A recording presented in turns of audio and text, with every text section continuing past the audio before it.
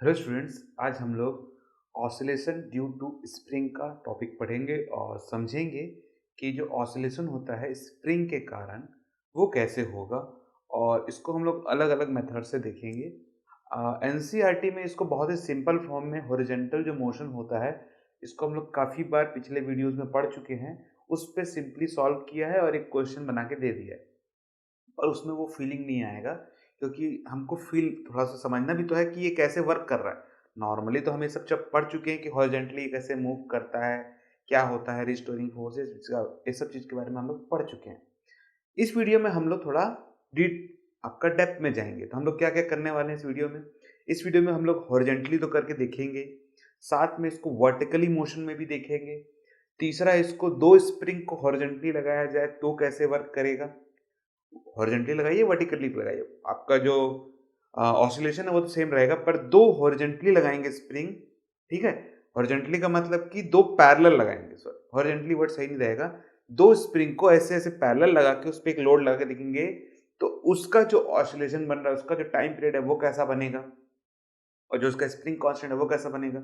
और अगर दो स्प्रिंग को ऐसे सीरीज में लगा दिया जाए और उस पर कोई लोड देके उसको ऑसिलेशन कराया जाए तो उसका आपका स्प्रिंग कांस्टेंट कैसा बनेगा, उसका टाइम पीरियड या उसका फ्रीक्वेंसी जो है वो कैसा बनेगा। साथ में हम लोग ये भी समझेंगे आपके डेरिवेशन को सॉल्व करते करते कि जो स्प्रिंग होता है अगर हार्ड हो तो क्या होता है और अगर वो सॉफ्ट हो तो क्या होता है। और ये चीज़ें आपको दिखाई देती होंगी। समझ लीजिए आप पेन चलाते हैं तो पेन में आजकल स्प्रिंग लगा के देने लग गए हैं। ठीक है, तो पेन में जो स्प्रिंग लगता है वो बहुत ही सॉफ्ट होता है, दबाने से तुरंत दब जाता है। और जो गाड़ियों में स्प्रिंग लगा रहता है वो बहुत ही ज़्यादा हार्ड होता है। तो उसको हार्ड क्यों बनाया जाए, उसको सॉफ्ट क्यों नहीं बनाते हैं जिससे हमको जर्क ना लगे। अगर सॉफ्ट बनाएंगे तो ऐसे खेलेगा, जैसे हम लोग का बाइक का स्प्रिंग ऐसे करता है। तो उसको हार्ड क्यों बनाया जाता है, वो भी एक मेन किस्सा है आपका, है ना। तो इस सवाल का जवाब भी हम लोग इस वीडियो में खोजेंगे और साथ में फाइनली हम लोग इसके ऊपर एक क्वेश्चन भी सॉल्व करके देखेंगे। चलिए स्टार्ट करते हैं अपने इस वीडियो को और एक एक टॉपिक को कवर करते हैं। ठीक है, ओके। तो लिख लेते हैं सबसे पहले अपना ऑसिलेशन ड्यू टू स्प्रिंग, आज का हमारा जो टॉपिक है। इस टॉपिक में सबसे पहले हम लोग पढ़ेंगे हॉरिजॉन्टल वाला। तो लिख लेते हैं horizontal of a body on A spring. जो हमारा बॉडी है वो हॉरिजॉन्टली ऐसे मूव करेगा और वो स्प्रिंग से अटैच है। ठीक है, तो बना लेते हैं। ये हमारा स्प्रिंग हो गया और ये हमारा ब्लॉक हो गया। इस डायग्राम को हम लोग पहले भी काफी बार देख चुके हैं, फिर भी एक बार देख लेते हैं। ये ब्लॉक का जो मास है उसे m ले लीजिएगा आप यहाँ पास में। इस पे हम अप्लाइड करेंगे फोर्स को। अभी ये इक्विलिब्रियम पोजीशन पे है, x इज इक्वल टू 0। जब इस पे अप्लाइड करूंगा फोर्स तो ये आपका यहाँ पहुंच जाएगा और ये स्प्रिंग स्ट्रेच हो जाएगा।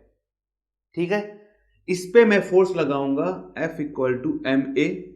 अब जितना भी फोर्स मैं लगाऊंगा न्यूटन के थर्ड लॉ के कारण इस पे एक ऑपोजिट फोर्स लगेगा जो कि ये स्प्रिंग लगाएगा और इसको इस साइड खींचेगा। इस साइड खींचेगा तो इसका जो स्प्रिंग का जो फोर्स है वो होगा माइनस के ऑफ एक्स। जो माइनस है वो इसका रिवर्स वाला है, के स्प्रिंग कांस्टेंट है। हर स्प्रिंग का अलग अलग कांस्टेंट होता है और ये के काफी काम का होता है। यही के आपको बताता है कि आपका स्प्रिंग हार्ड है या सॉफ्ट है। ठीक है, और x इज अवर डिस्प्लेसमेंट, यहां से ये जो डिस्प्लेसमेंट हो रहा है ये ओके है। तो ये पहला ऑसिलेशन हुआ, ये कंप्लीट मास हो गया। अब इसको आप इधर डिस्प्लेस करा दीजिए। इसको छोड़ेंगे तो ये क्या होगा, इधर मूव करेगा। इसको खींच के यहाँ ले आइए, फिर छोड़ेंगे तो ये रिस्टोरिंग फोर्स इसको यहाँ खींचेगा। जब ये मीन पोजीशन पे पहुंचेगा तो इसकी वेलोसिटी जो रहेगी वो मैक्सिमम रहेगी और ड्यू टू द इनर्शिया के कारण वो आगे मूव कर जाएगा। कहाँ तक मूव करेगा, depending upon this restoring force. और ये इसको दबाएगा और ये स्प्रिंग आपके यहाँ पास में दब जाएगा। ये फिर से यहाँ पास में दब जाने के कारण इस पे अगेन रिस्टोरिंग फोर्स लगेगा जो इसको फिर से इस साइड में धकेलेगा। जो इसको इस साइड खींच रहा था वही ये दबने के बाद फिर से यहाँ रिस्टोरिंग फोर्स जनरेट होने के कारण ये इसको इधर धकेलेगा और इसको फिर से मीन पोजीशन पर लाने की कोशिश करेगा और ये पोजीशन फिर से यहाँ आ जाएगा और ये प्रोसेस ऐसा कंटिन्यू चलता रहेगा। और इसी प्रोसेस को बोलते हैं SHM, सिंपल हार्मोनिक मोशन, जो कि आपका ऑसिलेशन कहलाता है। ओके है, सिंपल सा चीज था। ठीक है, अब इस बात से अगर आप सेटिस्फाइड हैं तो अब इन दोनों को देखिए, ये फोर्स और ये फोर्स दोनों के दोनों बराबर है, जिसके कारण मैं ऐसा लिख सकता हूं क्या इसको, minus k of x is equal to m a. दोनों फोर्स अपोजिट है और बराबर है, ठीक है। एक्सेलरेशन, तो m को यहां नीचे लिया है, तो minus k upon m of x is equal to acceleration, ये फॉर्मूला बनता है। के और omega, sorry k of m, इसका एक इक्वेशन बनता है ओमेगा के फॉर्म में, एंगुलर एक्सेलरेशन, एंगुलर वेलोसिटी के फॉर्म में, ठीक है। तो omega equal to, omega square actual में इक्वल टू आता है के अपॉन एम, ओके है। तो ओमेगा इक्वल टू क्या आएगा, under root k upon m. तो ये के अपॉन एम है, तो इसको लिख सकता हूं मैं ओमेगा स्क्वायर, लिख सकता हूं, लिख लेते हैं फिर, minus omega square x is equal to a. This is acceleration formula, इसको हम लोग पहले भी सॉल्व करके देख चुके हैं।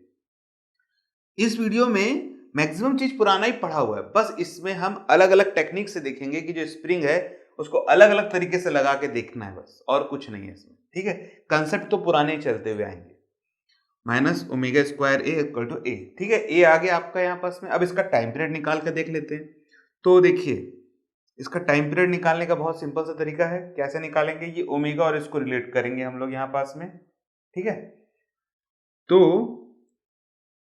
आपका जो फॉर्मूला आएगा, ओमेगा इक्वल टू, ये वाला फॉर्मूला लगाएंगे, omega equal to under root k upon m, okay है।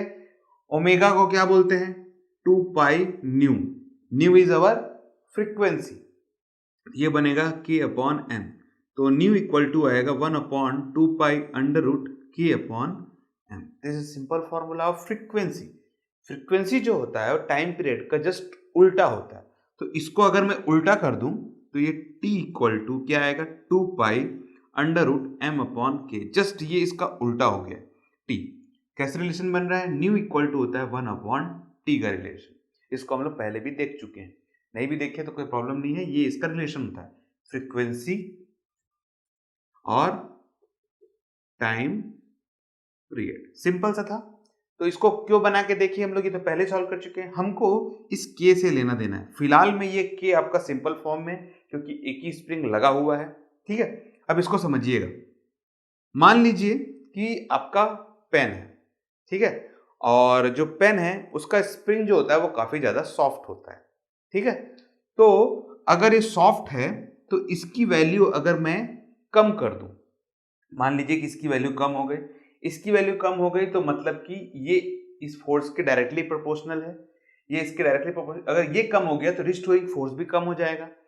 अगर रिस्टोरिंग फोर्स कम हो जाता है तो ये इसको मीन पोजीशन पे लाने के लिए भी कम फोर्स लगाएगा, सिंपल सी बात है, ठीक है। जितना रिस्टोरिंग फोर्स कम होगा, और ये किसके ऊपर डिपेंडेंट है, इस के ऊपर डिपेंडेंट है, एक्स के ऊपर भी है और के ऊपर ज्यादा डिपेंडेंट है एक्चुअली देखा जाए तो। क्योंकि ये जो एक्स है ये तो हमें एक्सटर्नली मिलता है ना, पर जो स्प्रिंग है वो किस पे डिपेंडेंट है, के पे डिपेंडेंट है। तो अगर ये कम हो गया तो फोर्स भी कम लगेगा। तो जो हमारे पेन में जो स्प्रिंग छोटे छोटे लगे रहते हैं उस पर हमें रिस्टोरिंग फोर्स की जरूरत कम पड़ती है, क्योंकि जो हम फोर्स अप्लाइड कर रहे हैं वो बहुत ही एक रिफिल ही तो है, उसको फोर्स लगा के ऐसे बैठाना है, तो उसको वापस मीन पोजीशन पर लाने के लिए हमें काफी कम फोर्स की जरूरत पड़ेगी। काफी कम फोर्स की जरूरत पड़ेगी तो हमें के की वैल्यू भी कम चाहिए। के की वैल्यू कम हो गई तो हमारा जो स्प्रिंग है, अगर के की वैल्यू बहुत ही कम है तो हमारा जो स्प्रिंग है वो कैसा रहेगा, सॉफ्ट रहेगा, ओके है, ठीक है। अब इसी को समझिएगा फिर से, के, ये के जो वैल्यू है आपका, अगर आप समझ लीजिए गाड़ी में बैठे हैं तो आजकल, पुराने टाइम पे क्या होता था कि एक पट्टा टाइप से लगाते थे गाड़ी में, ठीक है, वो आपका बैलेंस करके रखता था पूरा आपके गाड़ी को। आजकल क्या कर दिया गया है, चारों चक्के के पास में स्प्रिंग लगाते हैं जिसको सस्पेंशन बोलते हैं, ठीक है। अब वो स्प्रिंग क्या करता है, पूरी गाड़ी को ऐसे लोड लेके रखा रहता है। अब मान लीजिए कि अगर वो सॉफ्ट हो और गाड़ी का वेट बहुत ही ज्यादा है तो क्या होगा, वो गाड़ी बैठ जाएगी और रिस्टोरिंग फोर्स इतना नहीं रहेगा। यहाँ देखिए, अगर ये बैठ गया ऐसे और इसके पास रिस्टोरिंग फोर्स उतना नहीं है तो क्या ये इसको फिर से बैलेंस कर पाएगा, नहीं कर पाएगा। उसके लिए क्या करना पड़ेगा, हमको इस के की वैल्यू को बढ़ाना पड़ेगा। तो के की वैल्यू को बढ़ाने से क्या होगा, रिस्टोरिंग फोर्स बढ़ जाएगा और रिस्टोरिंग फोर्स बढ़ने के कारण ये इसको फिर से मीन पोजीशन पे ले आएगा और गाड़ी आपकी बैलेंस रहेगी। तो जो के बढ़ता है तो होता क्या है, के बढ़ने से, के अगर आपका बढ़ जाएगा, ठीक है, तो क्या होगा, आपका जो स्प्रिंग है वो आपका हार्ड रहेगा। तो जितना ज़्यादा आपका दबाने में मेहनत लग रही है, उतना ज़्यादा आपका के की वैल्यू है। तो ट्रेनों में भी स्प्रिंग लगे रहते हैं मोटे-मोटे एकदम, तो वो और ज़्यादा हार्ड रहता है। हार्ड का मतलब कि आपको दबाने में तकलीफ हो, ठीक है? सॉफ्ट स्प्रिंग आप आराम से दबा सकते हैं। तो जितना हार्ड उतना ज़्यादा रिस्टोरिंग फोर्स। समझ रहे हैं बात को? तो यही है के का खेल मेन आपका। तो के को आप घटा-बढ़ा सकते हैं। आपके जो उसका जो एरिया है उसको बढ़ाएँगे और उसकी मटेरियल की क्वालिटी रहेगी, तो उसके हिसाब से ये अलग-अलग एप्लीकेशन पे यूज़ होता है। जैसा आपका एप्लीकेशन वैसा के का वैल्यू। अगर लोड बढ़ाते जाएँगे तो आपका के का वैल्यू भी आपको बढ़ाना पड़ेगा, नहीं तो वो उसको फिर से मीन पोज़ीशन पे लेके नहीं आ पाएगा। ठीक है? तो ये ऑसिलेशन उस पे भी काम आता है काफ़ी ज़्यादा कि मीन पोज़ीशन पे उसको बैलेंस रखना है। मान लीजिए कि कोई गाड़ी जा रही है और अचानक गड्ढा आ गया, गड्ढा आया तो आपकी गाड़ी ऐसे दबेगी हल्का, आपको झटका लगेगा। पर आपको वापस मीन पोज़ीशन पे आना है वापस। आपकी गाड़ी फिर से एकदम स्मूथ हो जानी चाहिए। एकदम जैसा है वैसे का वैसे ही। तो उसके लिए क्या करना पड़ेगा, अपने को स्प्रिंग लगाना पड़ेगा नीचे, वो उसको फिर से ऑन पोज़ीशन पे ले आएगा। गाड़ी आई, स्प्रिंग ऐसे दबा हल्का, सस्पेंशन आपको ज़्यादा झटका नहीं लगेगा और फिर से वो आपको मेन पोज़ीशन पे ले आएगा और आप फिर आराम से स्मूथली चलते रहेंगे। और ऊबड़-खाबड़ रास्ते में तो और आसान हो जाता है। क्या होता है, स्प्रिंग ऐसे-ऐसे खेलता है। मतलब वाइब्रेट होता है ऐसे-ऐसे और फिर से अपनी मेन पोज़ीशन पे लाता है। हर बार मेन पोज़ीशन पे ऐसे-ऐसे लाते जाता है और आप अंदर बैठे हुए रहते हैं और आपको बहुत ही कंफर्टेबली महसूस होता है। मान लीजिए कि ये स्प्रिंग अगर नहीं होता, इसको मेन पोज़ीशन पे लाने के लिए हम क्या करते, रॉड लगा देते ऐसा-ऐसा। तो क्या होता कि जब आपकी गाड़ी कोई ऊबड़-खाबड़ रास्ते से जाती, तो उससे क्या होता कि जो वाइब्रेशन है, जिसके कारण ऐसे-ऐसे हो रहा है आपका चक्का, ठीक है? चक्का ऐसे-ऐसे हो रहा है, तो वो पूरा वाइब्रेट कहाँ भेजेगा? पूरी गाड़ी में भेजेगा और आप अंदर बैठे हुए हैं। तो होगा क्या? आप भी ऐसे-ऐसे हिलने लग जाएँगे पूरा और आप ऐसे-ऐसे ना हिलें, उसके लिए उसके नीचे में 2 स्प्रिंग लगा दिया जाता है और पूरा खेलने का काम कौन करता है? वो स्प्रिंग ऐसे-ऐसे खेलता है और आप अंदर में बैठे आराम से जा सकते हैं। तो जितना ज़्यादा आपका स्प्रिंग अच्छा रहेगा, जितनी अच्छी क्वालिटी रहेगी इसकी के की जो फैक्टर है, वो depending upon the spring quality भी होता है। कोई लोग बोलते हैं कि जैसे कंपनी मैन्युफैक्चरर्स होते हैं, तो वो क्या करते हैं, ये के का स्प्रिंग तो बना लेते हैं। अब स्प्रिंग की जो जिस चीज़ से भी वो स्प्रिंग बनाए उसकी क्वालिटी अच्छी नहीं है। तो स्प्रिंग फैक्टर भी आपका क्या होगा, टॉलरेंस टाइप से ऐसे-ऐसे चेंज होता रहेगा। ठीक है? टॉलरेंस वर्ड आपने 10th में सुना होगा रेजिस्टेंस वाले में, मतलब एरर वाला बोल सकते हैं आप इसको। फर्स्ट चैप्टर में जो पढ़े थे एरर एंड मेजरमेंट में, तो वो जो एरर आता है वो कम से कम आए उतना अच्छा है। उस हिसाब से आप इसको अपनी गाड़ी के हिसाब से उसको बैलेंस कर सकते हैं। अब ऐसा नहीं है ना कि आप मारुति 800 चला रहे हैं और एक ट्रक चला रहे हैं और दोनों में सेम टाइप का स्प्रिंग लगा रहे हैं। तो वो गाड़ी के ऊपर डिपेंड करता है कि जो स्प्रिंग है वो कितना किस टाइप से आप बैठा रहे हैं। और पहले से आपको बता दिया जाता है कि गाड़ी का जो लोड है वो इतना है और उतने लोग ही उस पे बैठे हैं और उसके हिसाब से स्प्रिंग को बैठाया जाता है कि उसका के कितना रखना है। गाड़ी ओवरलोडेड हो गई, ठीक है? तो भी दिक्कत है। गाड़ी थोड़ी कम लोड रहती है तब भी आपको ब्रेकर से जब जाते हैं तो आपको पीछे से थोड़ा ज़्यादा आवाज़ आता है। तो ये भी आपको देखने मिलती है। वो क्या करता है, झटका देता है। ठीक है? वो बैलेंस मतलब तुरंत ऐसे झटका देता है। तो वो स्प्रिंग की एक थोड़ी-सी खामियाँ भी समझ सकते हैं। तो पीछे में कुछ चीज़ें अगर पड़ी रहती है तो हल्का झटका देता है। ठीक है? थोड़ी और अच्छे में कंपनी में जाएँगे तो बड़ी-बड़ी कंपनियाँ तो उसको और अच्छे से मैनेज करती हैं। जितना ज़्यादा मैनेज करेंगी उतना ज़्यादा कॉस्ट बढ़ते जाता है। ठीक है? मैं थोड़ा ज़्यादा डीप में चला गया। मतलब के का कितना बड़ा रोल है अब आपको समझ में आ रहा होगा यहाँ पास में। ठीक है। अब ये हॉरिजॉन्टल हो गया। इसी को हम लोग वर्टिकली भी देखते हैं। चलिए कैसे करते हैं? तो वर्टिकली कैसा होगा देखिए। Vertically of a body on A spring. तो वर्टिकली में क्या करेंगे, सबसे पहले ये आपका स्प्रिंग हो गया। ठीक है? ये स्प्रिंग को ऐसे ही रख दिया गया है। अब ये स्प्रिंग आपका रिलैक्स पोजीशन पे है। सेकंड बार में क्या करेंगे, इस स्प्रिंग पे लोड देंगे। तो ये लोड देने से ये एम लोड देंगे। तो लोड देने से क्या होगा, ड्यू टू द ग्रेविटी ये इसको खींचेगा और ये स्ट्रेच्ड हो जाएगा। स्ट्रेच मतलब कि इसको बोलते हैं इक्विलिब्रियम पोजीशन।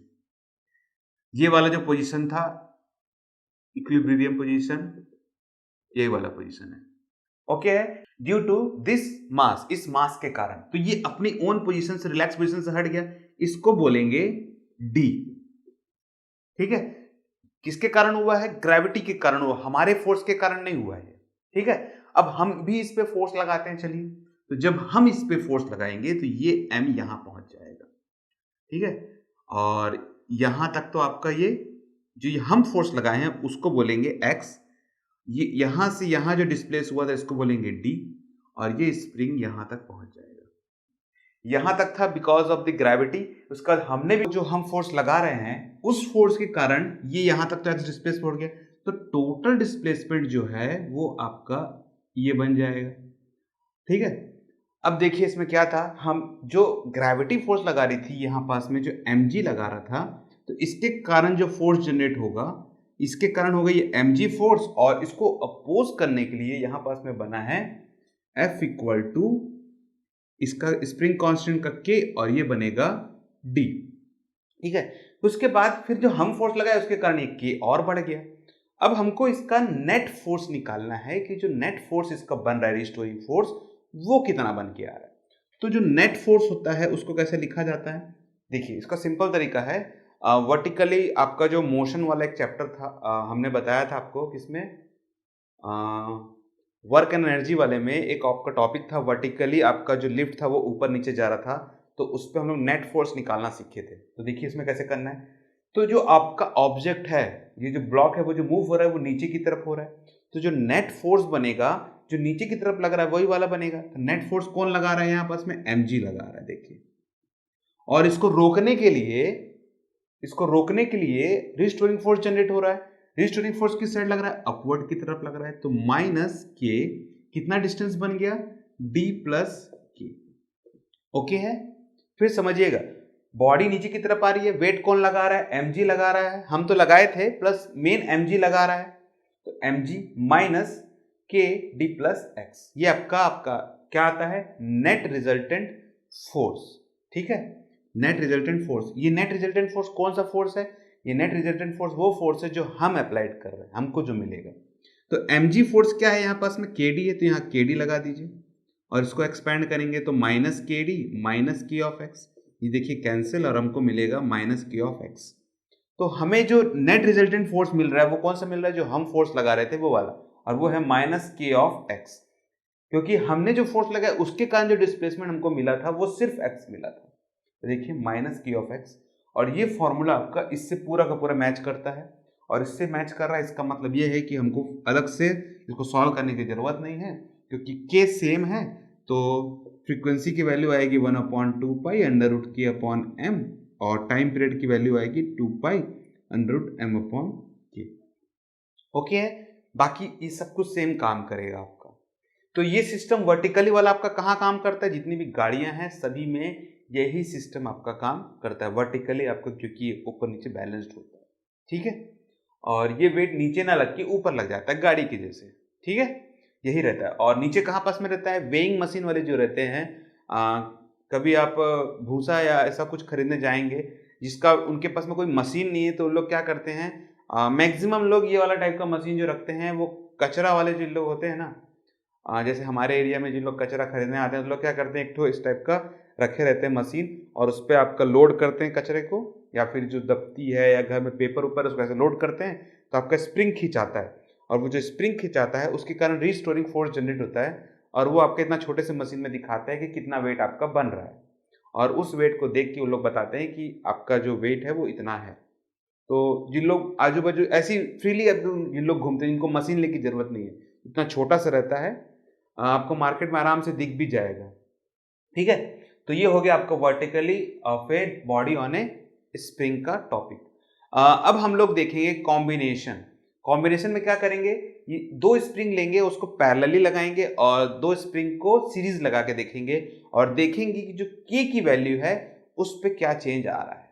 ठीक है, जो रिस्टोरिंग फोर्स है आपका कैसे बन रहा है, रिस्टोरिंग फोर्स के ऊपर डिपेंडेंट तो है ही। एक्स को तो हम सब में एक ही टाइप का मान रहे थे, एक्स में ज़्यादा चेंज नहीं आएगा यहाँ पास में। ठीक है, तो आई होप आपने इसको नोट डाउन कर लिया होगा, नहीं भी किया तो कोई प्रॉब्लम नहीं है, मैंने इसके ऊपर नोट्स बना दिया हूँ, आपको डिस्क्रिप्शन में मिल जाएगा इस वीडियो के। ठीक है, तो मैं इसको रफ करता हूँ। ठीक है, तो कॉम्बिनेशन पढ़ते हैं चलिए। तो आज अगला हमारा टॉपिक रहेगा कॉम्बिनेशन का। तो कॉम्बिनेशन में सबसे पहला हम लोग क्या बनाएंगे, पैरेलल वाला। ठीक है, पैरेलल वाला किस टाइप से बनेगा, हॉरिजॉन्टली भी बनेगा और आपका वर्टिकली भी बनेगा। देखिए कैसे बनता है, हॉरिजॉन्टली बनाएंगे तो कुछ इस टाइप से बनेगा, देखिए। ठीक है, दोनों स्प्रिंग आपके पैरेलल लगे हुए हैं और ये हॉरिजॉन्टली रखा हुआ है, ये ब्लॉक रखा हुआ है। अब देखिए इस ब्लॉक पे जब मैं फोर्स लगाऊंगा F equal to m a, तो क्या होगा, ये दोनों स्प्रिंग ऐसे खिंचाएंगे और दोनों स्प्रिंग अलग अलग है। इसका स्प्रिंग कांस्टेंट K1 मान लीजिएगा और इसका स्प्रिंग कांस्टेंट K2 मान लीजिएगा। दोनों स्प्रिंग तो अलग अलग है। अब दोनों खिंचाएंगे तो ये भी इसको वापस खींचेगा और ये भी इसको वापस खींचेगा। दोनों अपने तरीके से इस पर फोर्स लगाने वाले हैं, तो दोनों का जो रिस्टोरिंग फोर्स होगा वो अलग अलग होने वाला है। ठीक है, सही बोल रहा हूं कि नहीं? अब देखिए इसको अगर मैं इधर खींचूंगा तो इसका जो y है, इसका जो y है या फिर x जिसको डिस्प्लेसमेंट बोलते हैं, खींचने के बाद ये जो x डिस्प्लेसमेंट हमको मिलेगा यहाँ पास में, ये आपको मिलने वाला है कुछ ना कुछ। तो ये जो x डिस्प्लेसमेंट आपको मिल रहा है, तो ये इसको वापस खींचेंगे, तो ये स्प्रिंग भी खींचेगा, ये भी स्प्रिंग खींचेगा, पर दोनों अपने अपने तरीके से खींचने वाले हैं, फोर्स लगाएंगे। तो जो फोर्स लगेगा F1 पे, इसके लिए वो क्या आएगा, -K1, और डिस्प्लेसमेंट तो सेम रहने वाला है x। और इस पे भी देखिए F2 फोर्स लगाएगा ये इस साइड में F2, और ये लगाएगा F1, और ये इधर फोर्स लगाएगा तो मिलेगा -K2 ऑफ x। क्योंकि डिस्प्लेसमेंट आपका बराबर है इसलिए x आपको कॉमन मिलने वाला है इसमें। ठीक है, अभी देखिए ये भी लगाया ये भी लगाया, तो हमको जो नेट फोर्स आ रहा है वो कितना आएगा रिस्टोरिंग फोर्स का, F equal to F1 plus F2। F1 कितना है -K1x, और ये कितना है -K2x। ये प्लस माइनस माइनस हो जाएगा, इस पे जो x है उसे आप बाहर निकाल दीजिए और माइनस को बाहर निकाल दीजिए। माइनस दोनों में से बाहर निकालेंगे तो आएगा K1 प्लस K2, और x को बाहर निकाल लीजिए तो ये कुछ ऐसा दिखाई देगा। ठीक है, अब ये K1 प्लस K2 आपको किस टाइप का दिखाई दे रहा है, तो K1 प्लस K2 को अगर आप KP मान ले पैरेलल वाला, तो मैं क्या इसको ऐसा लिख सकता हूँ KP और ये माइनस ऑफ x। देखिए यही फॉर्मूला है आपका रिस्टोरिंग फोर्स का, इसमें जो K की वैल्यू है इस बार चेंज हो गया। तो K की वैल्यू क्या हो गया है, K की वैल्यू आपका दोनों के दोनों सम हो गया। मतलब जब आप इस ब्लॉक को खींचेंगे तो ये दोनों के दोनों सम होके जो रिस्टोरिंग फोर्स जनरेट कर रहे हैं वो आपको मिलेगा, और आपको उसका कॉम्बिनेशन जो रहेगा स्प्रिंग कांस्टेंट का वो K1 प्लस K2 के फॉर्म में रहेगा। बाकी जो फॉर्मूले हैं वो सेम टू सेम है। क्या फॉर्मूले हैं यहाँ पास में देख लीजिए, फॉर्मूला आपका आएगा nu equal to 2 pi under root k की जो वैल्यू रहेगी वो K1 plus K2 upon m रहने वाला है, और फ्रीक्वेंसी का जस्ट टाइम पीरियड का जस्ट उल्टा 1 अपॉन 2 पाई। कुछ गलत तो नहीं लिख रहा हूं मैं, शायद गलत लिख रहा हूं। ओमेगा इक्वल टू होता है K upon m under root में, तो ये होता है 2 पाई न्यू इक्वल टू, हमेशा कंफ्यूजन हो जाता है कि फ्रीक्वेंसी के बाद ये 1/2 पाई नीचे रहेगा कि ऊपर रहेगा, तो जब भी कंफ्यूजन हो तो ये याद रखिएगा omega equal under root K upon m। तो न्यू इक्वल टू आएगा 1 upon 2 pi under root K upon m, मैं गलत लिख रहा था। Time period equal to 2 pi under root m upon K, ये आपका फॉर्मूला रहने वाला है। ओके है, बहुत ही सिंपल सा था और इसमें कुछ भी नहीं है। मेन जो फंडा है वो क्या है, इस K का फंडा है कि अगर इसको पैरेलल रखा जाएगा तो आपका जो K का वैल्यू है वो क्या निकल के आने वाला है। ओके है, ठीक है। अब इसी कॉम्बिनेशन को अगर मैं सीरीज में बना देता हूं, मान लीजिए इस कॉम्बिनेशन को मैं सीरीज में बना देता हूं, ठीक है, ये हॉरिजॉन्टली है, इसको जस्ट उल्टा कर दीजिए, हॉरिजॉन्टल रखिए वर्टिकल रखिए, आपके K की वैल्यू में कोई चेंज नहीं आने वाला है। ओके है, तो हम इसको आगे सॉल्व नहीं कर रहे हैं, नहीं तो टाइम टेकन ज़्यादा हो जाएगा, वीडियो बहुत बड़ा हो जाएगा, कोई मतलब नहीं रहेगा। इसी को देखिए, इस टाइप से मैंने दो स्प्रिंग को अलग अलग जोड़ दिया और इसको इधर ले आया। ओके है, अब ऐसा करने से क्या हुआ, यहाँ पास में इसका तो K1 है और इसका आपका K2 है। जब इस ब्लॉक को फोर्स लगा के मैंने इसको F equal to m a लिया तो इस पर रिस्टोरिंग फोर्स जनरेट हुआ।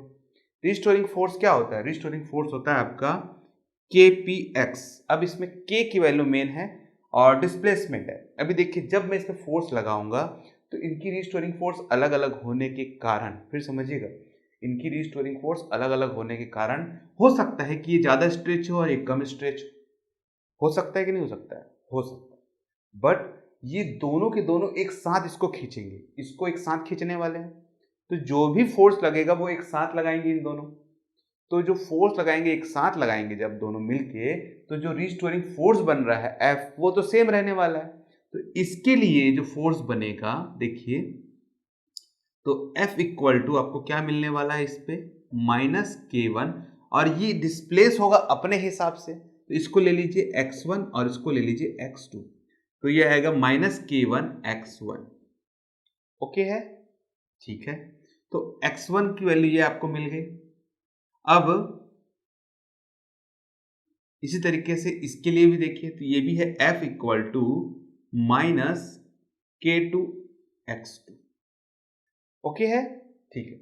जो फोर्स का फॉर्मूला होता है वो क्या होता है आपका, तो उसके लिए मुझे k1 की जरूरत पड़ेगी, यहाँ पास में इस x1 की जरूरत पड़ने वाली। देखिए तो ये आएगा F अपॉन -k1 और ये होगा x1 की वैल्यू, और ये होगी F अपॉन -k2, ये होगा x2 की वैल्यू। ओके है, तो ये जो मोमेंट आया x1 और x2 ये मिल के क्या बनता है, x बनता है, जो मेन डिस्प्लेसमेंट हुआ, तो x1 प्लस x2 का डिस्प्लेसमेंट बना हमको। फिर समझिएगा इस पे क्या हुआ था कि ये अलग फोर्स लगा रहा था, ये अलग फोर्स लगा रहा था, इसीलिए इसको अलग अलग लिखा गया, पर डिस्प्लेसमेंट x ही बन रहा था। पर इस पे जब फोर्स लगाए तो इसका जो k की वैल्यू इसके हिसाब से इधर ज्यादा फैलेगा या फिर कम फैलेगा, और इसके हिसाब से ये भी आपका कम फैलेगा या ज्यादा फैलेगा।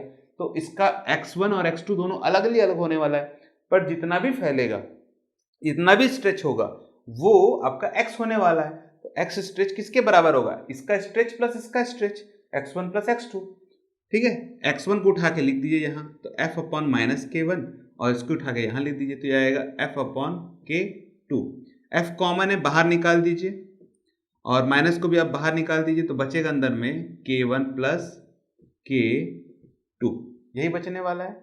ठीक है, तो माइनस के एलसीएम लेंगे तो बनेगा k2 plus k1 upon k1 k2, और ये रहेगा x, ये रहेगा x। ठीक है, इसको उठा के इधर ले जाइए, तो ये आएगा k1 k2 upon k1 plus k2 और माइनस f, और ये है x पहले से।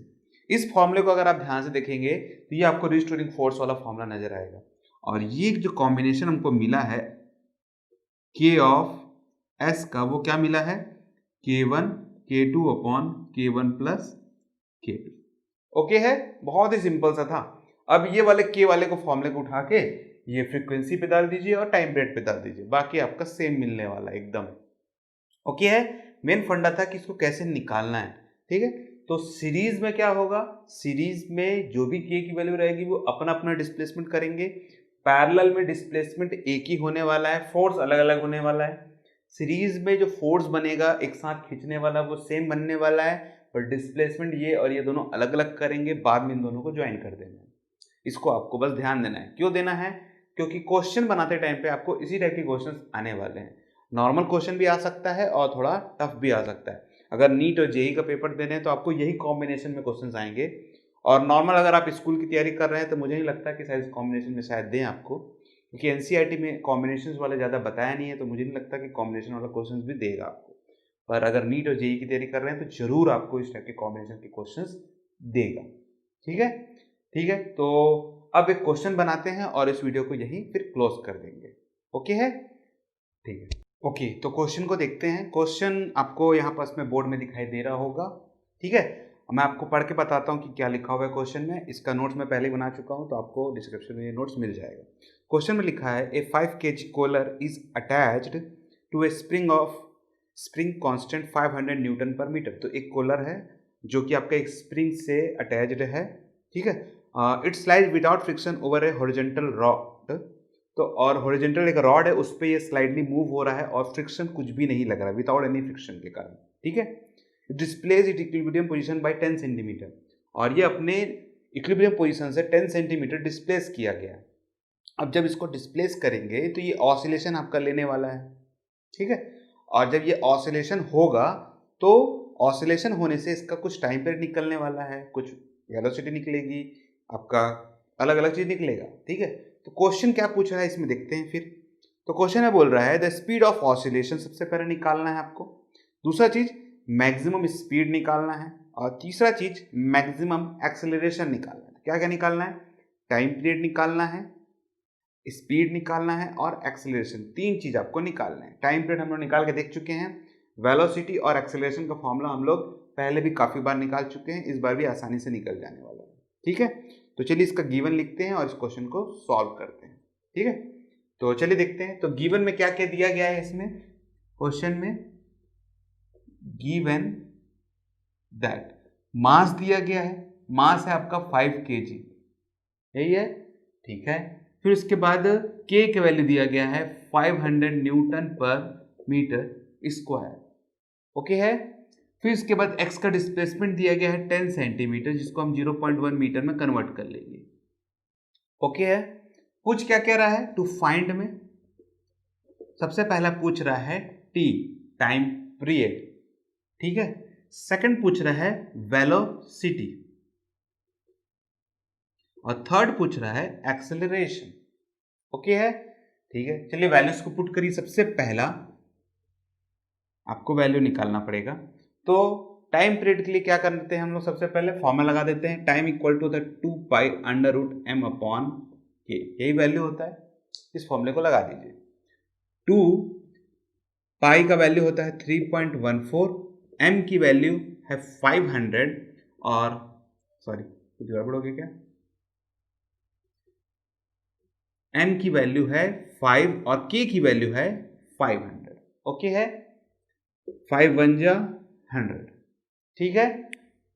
2 इंटू 3.14 √1 अपॉन 100, अंडर रूट में 100 है तो मतलब 10 बाहर निकलेगा, तो 2 इंटू, तो इसको मल्टीप्लाई कर लीजिए, कितना आने वाला है, 2 4 जा 8, 2 1 जा 2, 2 3 जा 6, 6.28 अपॉन 10, ये 100 है तो 10 आ जाएगा आपका, स्क्वायर रूट से बाहर निकलेगा। 10 को हटाएंगे इधर, लेफ्ट साइड शिफ्ट करेगा तो आएगा 0.628 और आंसर आएगा सेकंड में। सिंपली निकल गया टाइम पीरियड, तो बहुत ही सिंपल था एकदम, सॉल्व करके आप देखिएगा, आपको भी आराम से निकल जाएगा, खाली फॉर्मूले थोड़े बहुत याद होने चाहिए और ज़्यादा कुछ नहीं। अब देखते हैं वेलोसिटी। वेलोसिटी में थोड़ा सा ट्रिक है, देखिए क्या होता है formula, v equal to omega a sine omega t plus phi of 0, ठीक है। अब इस माइनस सिंबल क्या होता है, माइनस सिंबल आपकी वेलोसिटी की डायरेक्शन को बताता है, पर हमको लेना देना है मैक्सिमम वेलोसिटी से, ठीक है। तो इस माइनस सिंबल को हम नेग्लेक्ट कर देंगे। अभी इसमें देखिए मेन ट्विस्ट, ओमेगा ए ले लेते हैं, ये आपका होगा v ऑफ मैक्सिमम के लिए, कि आपको v ऑफ मैक्सिमम कब मिलने वाला है। अब इस साइन को देखिए आप, ओमेगा होता है 2π/t, अब जो t यहां पास में दिया है ये वाला t, ये कब आपको अचीव होगा, मैक्सिमम वेलोसिटी आपको कब अचीव होगा। देखिए आपका अगर ये स्प्रिंग स्टेप से ये आपको बंधा हुआ है और ये ब्लॉक है मान लीजिए, ठीक है, वैसे तो ये रॉड में बंधा हुआ था और स्प्रिंग इसको ऐसे से खींच रहा है, फिर भी मैं आपको विजुलाइज कराने की कोशिश कर रहा हूँ। इस टाइम पे ये x 0 है और इसको मैंने खींच के यहाँ ले आया, जब इसको खींच के यहाँ ले आया 10 सेंटीमीटर पे, और इसको जब मैं छोड़ूंगा तो इसकी मैक्सिमम वेलोसिटी हमको कब मिलने वाली है, मुझे मैक्सिमम वेलोसिटी इस पॉइंट पे मिलने वाली है जब x इक्वल टू 0 है। फिर से ये इधर आएगा तो फिर से एकदम स्टॉप हो जाएगा, फिर से इसको धकेलेगा, यहाँ मैक्सिमम मिलेगा, फिर से यहाँ आएगा तो फिर से ये स्टॉप पोजीशन पे आ जाएगा, ऐसे ही होता रहेगा और ये कंटिन्यूसली से चलता रहेगा। तो मुझे मैक्सिमम वेलोसिटी इस पॉइंट पे मिलने वाला है, ठीक है। स्टार्टिंग पोजीशन मेरा कौन सा रहने वाला है, ये तो ये होगा 0, फिर यहाँ से यहाँ आया तो ये बनेगा t/4, यहाँ से यहाँ आएगा तो ये बनेगा t/2, फिर से ये यहाँ आएगा 3t/4 और फिर से अपने ओन पोजीशन पे आएगा, इसको बोलेंगे t, ओके है। तो हमको किससे लेना देना, ये वाले से, t/4 से या 3t/4 से। तो t/4 आपका जब समय होगा तब आपकी वेलोसिटी मैक्सिमम होने वाली है, ठीक है। तो यहाँ पास में भी t/4 पुट कर दीजिए और ये इनिशियली पोजीशन तो आपका क्या लेने वाले हैं, इसको 0 लेने वाले हैं, ठीक है। तो omega a sine t cancel 2 1 जा 2 2 जा, तो आएगा π/2। साइन π/2 मतलब क्या होता है, 90, 90 मतलब होता है 1, तो omega a equal to v of m आएगा, ओके है। बहुत ही सिंपल सा था यहाँ पास में। अब इसमें क्या करना है हमको, a की वैल्यू को पुट कर दीजिए, a की वैल्यू है 0.1 और ओमेगा की वैल्यू कितनी होती है, ओमेगा की वैल्यू होती है आपकी √k/m। तो ये देखिए √k/m, √k की वैल्यू है 500, m की वैल्यू है 5 और ये होगा 0.1, 5 1 जा ये 100, √100 इंटू 0.1 मतलब 10 इंटू 0.1, 10 को करेंगे तो आएगा 1 मीटर पर सेकेंड। बस इतना इजी था हमारा क्वेश्चन। मेन कंसेप्ट आपको समझना है कि इसको कैसे सॉल्व किया जाए। नॉर्मली हमको जो फॉर्मूला याद है वो ये वाला याद है, पर साइन को कैसे कन्वर्ट करना है हमको ये लेके आना है, ये मेन ट्रिक वाला काम था, इसका टाइम पीरियड वाला। ठीक है, तो आई होप आपको ये भी समझ में आ गया होगा। अब बचा हुआ है तीसरा, एक्सेलरेशन। ए का फॉर्मूला क्या होता है? Minus omega square x. इसमें ज़्यादा कुछ भी नहीं है, एक्स की वैल्यू हमको मालूम है, ओमेगा की वैल्यू हमको मालूम है, ये माइनस सिंबल आपको बस डायरेक्शन बताता है। ठीक है, अब ये जो एक्स की वैल्यू है ये कब हमको एक्सेलरेशन मिलने वाला है? मैक्सिमम। तो एक्सेलरेशन क्या होता है? चेंज इन वेलोसिटी हमारा जो होता है वो होता है मैक्सिमम एक्सेलरेशन, यही होता है। तो इसको समझिएगा, इस पॉइंट पे आपको मैक्सिमम वेलोसिटी आपको अचीव हो रहा है और इस टाइम पे आपको वेलोसिटी जो हो रहा है जीरो अचीव हो रहा है। यही है आपका वेलोसिटी का जो फॉर्मूला आपको बन के आने वाला है।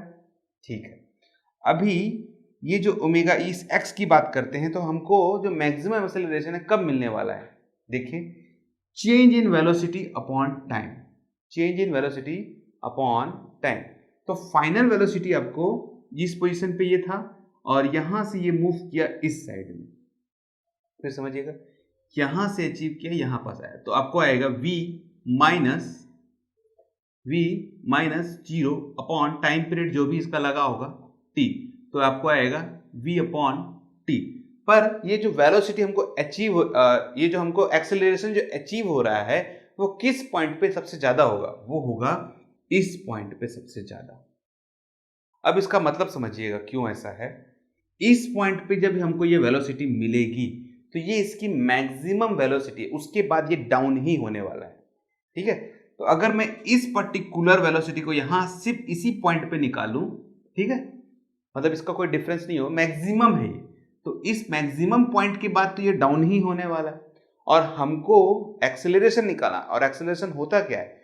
एक्सेलरेशन होता है change in velocity, change in velocity. तो सबसे ज्यादा चेंज हमको कहाँ मिल रहा है? मैक्सिमम के बाद सबसे ज्यादा चेंज हमको मिल रहा है इस पोजीशन पे, जब v इक्वल टू जीरो होता है तो सबसे ज्यादा चेंज हमको यहां से यहां तक आने में मिल रहा है, या फिर जब ये रिटर्न यहां से वापस जाएगा तो इस पोजीशन पे मिल रहा है।